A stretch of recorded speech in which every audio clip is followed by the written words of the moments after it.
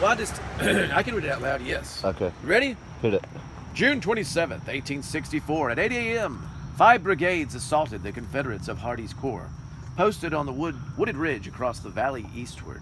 From left to right, they were Kimball's, Wagner's, and Harker's brigades, Newton's division 4th, McCook's and Mitchell's brigades, Davis division 14th, all Army of the Cumberland troops. Kimball and Wagner struck Cleburn's left. Harker, McCook, and Mitchell centered on the salient angle of the right of Cheetham's division. The assaults were in parallel regimental columns. These are similar ones at the same time by 3 brigades at Kennesaw Mountain, 2.5 miles north. Failed to break Johnston's line. And that was in 1776. No, not 1776. Oh, sorry. This was in the 1864. Oh, sorry, 1864. Okay. Yeah, yep. That's just the independence for the state of Georgia. So Okay. this is a big battle over here. This is related to the Battle of Kennesaw Mountain. This is called Cheetham Hill. So was there people with muskets and all that walking through here Well, at there one probably stage? some with muskets and rifles, cannons. So basically, we're going to be walking to an area where the Confederates were on top of the hill, and the Union troops did exactly what you shouldn't, which was attack up, and they got blown to bits. And we'll find some unmarked graves and a monument and all that.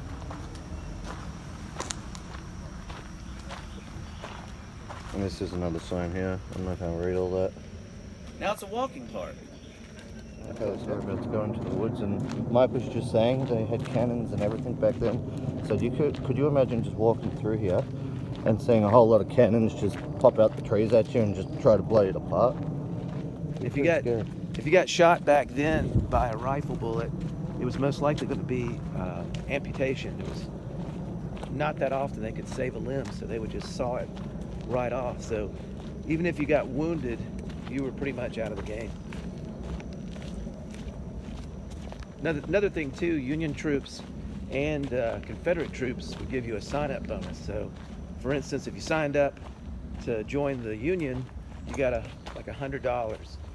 What some people would do is they would be in the Union, get their $100, march. If they saw it looked like the Confederates were more favorable, they would defect. They'd make another $100 and become Confederates, and then later they'd sneak away back to the Union side, get another bonus, and make another $100. That would happen sometimes. Yeah, there's horse crap. People walk their horses back here. The Union troops would have been back here. That's the guys in blue. They're back here. They're getting ready to approach the battlefield, which is dead ahead up on the hill. So they're back here. There's cannon fire lobbing, back towards the woods because they could reach it with their artillery at the time. And then they're getting ready to make their assault. So we'll go towards the assault now. It might take a minute. Oh, that's okay. Who would ever imagine that you go back to 1886 or whatever year it was, and you'd hear cannons like just boom right here in this forest. Little rifle bullets whizzing past you, musket balls whizzing past you. We might even find, well, on the other trail you took me to, you could actually still see bullet holes in trees. Is there any of that here, or? There's actually an example of the ramparts and the mounds, what they would have had the cannons and all sitting on. You'll see some cannons that they've restored, and where the actual they tried to blow up the Confederate lines. You'll see where this was too. So it's pretty interesting. Mike was just saying that we might even find some arrowheads here because before the Confederate War, this was full of Indians. Yep, and a lot of times you find flint arrowheads in other parts of Georgia. This would have, there's not a lot of flint here, so it would most likely have been quartz. You see flint, it's something that local Indians would have traded with to get the flint. This stream would have been here during the Confederate War, and they would have had to have made a bridge to wheel all their cannons and artillery over. This is not the bridge, of course, but yes, you could just picture this little river, would you call it, being here. And right here's the final, or the last line of defense against the Confederates. This is where the Union assault starts. They're right here at the base of this hill. Now, if you walk straight ahead, you'll see why this was going to be a real challenge for them. The Confederates have the higher ground, and imagine you're back in 1864. The average height of a guy was probably about 5'5", 5'4". He's hauling a... Here's another bridge they would have had to have constructed. This isn't the bridge, but, there's a pond, a stream. Some old rocks there though underneath that oak tree. So I don't think that tree dates back Yeah. until that time. This is probably about maybe a 7,500-year-old oak tree, but it wouldn't have been around at the time. So okay, here we are. So man, again, imagine you're a trooper. You got all your pack, your gear. Nothing was made light. They would have been wearing woolen trousers and a coat. They would have been holding a rifle that was wood, probably weighed a lot. And it's about 35 degrees here right now. Yeah, so it's hot. It's hot, and they would have been wearing shoes with leather bottoms, probably worn out from marching from the north all the way down here. So here's what they would have seen. Walk out. They would have walked out of here, and the Confederates were up the top. Yeah, Confederates. The Confederates were all right up there. That monument would have been the beginning of the Confederate lines. They've got the higher ground. These guys have got to march all the way up there and try to take So that's that top of that monument hill. up there. I'll zoom in. So- This is where the Confederates were on top of this hill, and the Southerners, who was it? No, it was a Union. The Union came out of the woods this way through this track, and the Confederates were all lined up there just shooting down. So the Confederates had to then try and walk up this hill. Now the Union would have tried to walk up the hill. Oh, sorry, Union. Yes, the Union's on this side. The Union would have walked up this hill to try and get the Confederates, but the Confederates were shooting their cannons and everything down this hill and just annihilating everybody on this floor.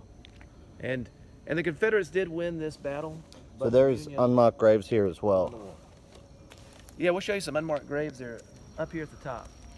Okay, let's go for Marching a in a walk. column, row by row, just easy targets. Just columns of men And carrying guns. guns back then weren't quite as accurate as they are today, so they tried to line up, shoot a volley, and hope that 50% of it made their target. There's a lady walking down the track towards us, so you can see how tiny she looks at this distance. That's how far. She may be a Confederate getting ready to attack us. But yes, can you imagine just cannons and gunpowder and everything going off here? It's pretty intense. Okay, they would have been carrying 50 pounds of materials. I'm out of breath here. But the Confederates were up the top, and the Union came through this row of trees. Now you can actually see the advantage point the Confederates had. They're up higher. The Union's got to come marching up this hill. So they were sitting up here with cannons and guns and just annihilating everybody down there. So that there's just a massive grave site. There would have been arms, legs, everything flying everywhere. Because what people don't realize is back then the cannonball were not actually explosive. So they'd just get this 50-pound ball made out of solid steel, and it would just bounce down the hill, just annihilating whatever it hit on the way down. So can you imagine a cannonball coming, say, 70, 80 kilometers an hour? Possibly more, possibly about 100 kilometers an hour, straight at you. It'd probably cut straight through you. This reminds me a lot of the movie The Patriot. And if you watch The Patriot, you actually see that firsthand. Left of the Union, that monument up there is where the Confederates were firing from. So the Union actually made it to this point right here. Although they had to walk up this massive incline, and there was just cannonballs and everything just wiping them all out, so there wouldn't have been much left by the time they got to this point. But they still had to go up the hill to get to where the enemy was. All right, I'll summarize this. So this is where the Confederate earthworks were, and Let me get the sun out the view. all the cannonballs were. All the cannons were lobbing down from. All the cannons all came this way. What's this? Okay, so Here? the Union troops, also called the Federals because it was the federal government, loaded up this with explosives to try to blow it up. Their plan failed. So the Union, which came up this hill. Yep. Now this here is the vantage point that Here's a picture of what they were doing. This is a picture of what they look like. They would have been climbing up this hill, loading up their muskets. They had their bayonets. They're trying to climb up the hill and they're just getting annihilated, as you see. They just want to stuff it full of dynamite. Can you read that, or? Well, it's not really that. Basically, just what I said. It's, Okay. Anyway, it wasn't successful, and this finally was the turning point where the Union had to retreat. Now this here is what the Confederates would have seen. looking straight down that hill. So the Union would Here's the, what do you call it too? Statistics. hit us. All right, so the Battle of Kennesaw Mountain, it cost the Union Army an estimated 3,000 killed, wounded, or missing soldiers. The Confederates suffered less than 1,000 casualties. After the war, both the dead were buried in separate cemeteries in Marietta, which isn't far from here. Let's see. So anyway, 3,000 men died right here. So this monument was a monument to the soldiers, the Union soldiers of Illinois. They later put this monument up. So this here was the vantage point that the Confederates had. Unions would have busted through that tree line and had to come up this hill, and there was 3,000 men die right there. Yep. On that green Confederates patch. lost less than 1,000. We still think about how many people died. 3,000 men, that's a lot. Yeah. And then another 1,000 on the Confederate side. Well, even less. Probably more like 700, I think. So this is where they kept all their cannonballs and all that in the ground here, and the Union tried to blow up that concrete thing, hoping to blow up all the ammunitions and that, but they didn't make it. They lost big time. And this is Georgia. This was a Confederate state, one of the last to fall or surrender. So, yeah, pretty big Confederate stronghold. They didn't stand a chance from up here. So that there is a mass grave site.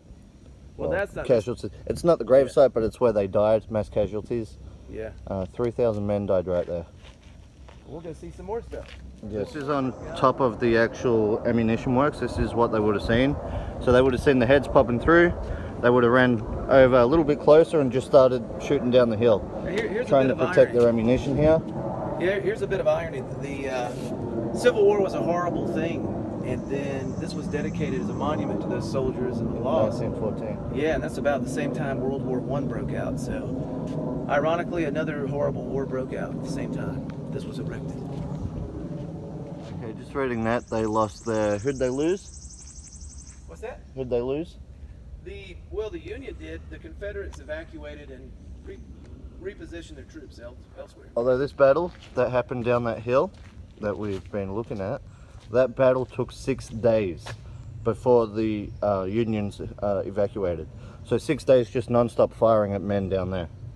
Pretty intense. So this here was the stronghold. This is where they basically camped or were situated, based. Yeah. The main part, and the monument and the war, the whole battle happened down there. So they were pretty close to the battle line. So if anything did break out, which it did, they'd be able to take on the opposing army. See where the earth is dug up right there?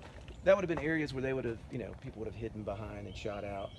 And same thing with this, how the earth is moved up. These are kind of like foxholes and ditches and that sort. That is pretty cool. I really can't see it, but there's all different heights of ground elevation. It's like here it goes up. We're going up here.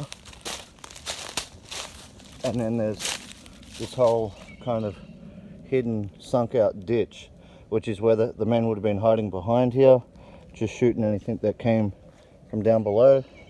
And there's another one there where the earth's kind of different. But yeah, the earth is all dug out and cut up from where they'd hide soldiers with their muskets and cannons. And there's actually bullets in the ground here. And it's actually illegal to come here with a metal detector because they want to keep everything reserved as it was. All right, so this is an unknown soldier of the Union or Federal sides. They removed the bulk of the bodies and buried them in, various cemeteries. It would have been either a Union cemetery or a Confederate cemetery. And as you can see, this line right here, that was the Confederate line. So where this man fell, he was really close. There would have been bullets just going crazy at him. So he died right at the lines, and no doubt with... So that hill that I just walked up and showed you guys that there was men on the other side, that was the battle line. This here was a Union soldier.